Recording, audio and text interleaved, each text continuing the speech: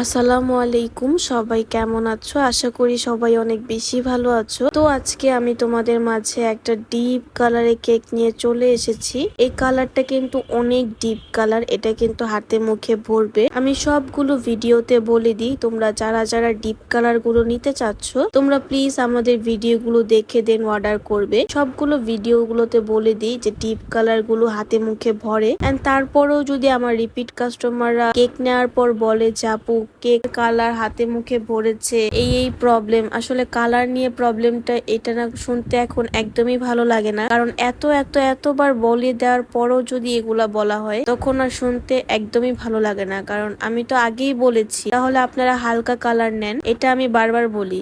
হালকা কালার গুলো ভালো, আর এখানে কোনো ধরনের কেমিক্যাল মিশানো হয় না, জাস্ট জেল ফুড কালার গুলো মিশিয়ে আমরা এই কালার গুলো বানাই।